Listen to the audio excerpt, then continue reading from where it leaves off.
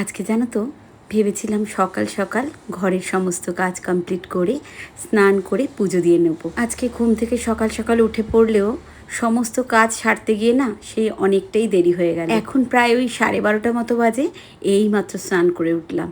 এখন ঠাকুর দেব, তারপরে আজকে একটা জায়গায় যাওয়ার আছে।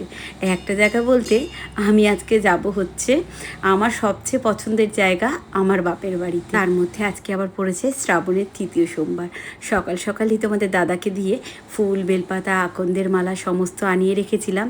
তারপরে দেখো না, সেই অনেকটা লেটই হয়ে গেল ঠাকুর ঘরে ঢুকতে ঢুকতে। সকালে যদিও একবার বাল্যসেবা দেওয়া হয়ে গেছে, সেটা যদিও আমার শাশুড়ি মাই প্রত্যেক দিন দিয়ে থাকে।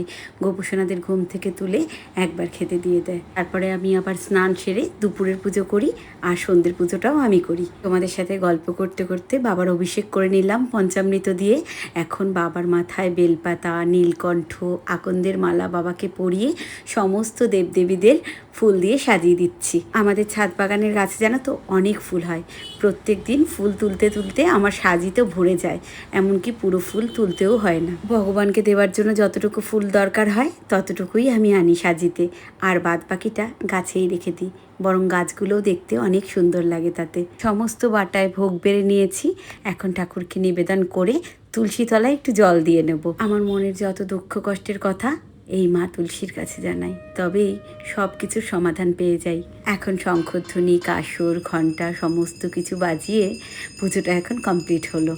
আর ঠাকুরদের এখন ময়ূরপুচ্ছ দিয়ে হাওয়া দিয়ে সবাইকে ঠান্ডা করলাম। তোমরা অনেকেই আমার কাছে আমাদের এই ঠাকুরের মন্দিরটা বারবার দেখতে চাও, তাদের জন্যই রইল এই সুন্দর ভিডিও ক্লিপসটা। এখন আমি আমার জন্য এই হালকা পাতলা শাড়িটা বের করে নিলাম, সাথে তোমাদের দাদার জন্য একটা শার্ট নিয়ে নিলাম। তোমাদের দাদার এর মধ্যে স্নানও হয়ে গেছে, তাই নিচ থেকেই চিৎকার করে আমাকে বলল, মাম্পি তুমি যখন আসবে নিচে তখন আমার জন্য কিন্তু একটা শার্ট বের করে নিয়ে এসো। দেখো না, তুজো দুষ্টু এখনও স্নান করেনি। ওর মামা বাড়িতে যাবো বলে বারবারই বলছি যে তোরা তাড়াতাড়ি রেডি হয়ে নে। সেই আমিও স্নান টান করে পুজো দিয়ে আবার রেডিও হয়ে নিলাম, কিন্তু ওদের স্নান এখনও হয়নি।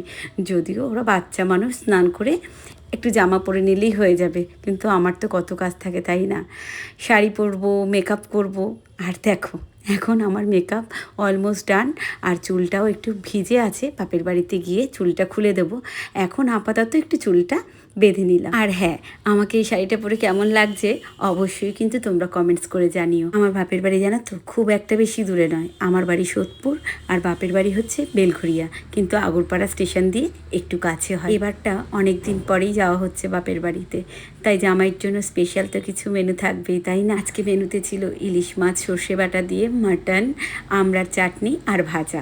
যাই হোক, মা আমাকে গতকাল রাতেই ফোন করে জিজ্ঞেস করেছিল যে কি রান্না করব। আমি বলেছি খুব হালকার মধ্যেই রান্না করবে, আর সেটাই মা করেছিল। তোমাদের দাদা আর ছেলেদের খাওয়া হয়ে গেলে আমরাও এরপরে বসে যাব। আজকের গল্পও তাহলে এই পর্যন্তই। তোমরাও খুব ভালো থেকো। তোমাদের সাথে আবার দেখা হচ্ছে আমার জীবনের নতুন আর এক গল্পের সাথে।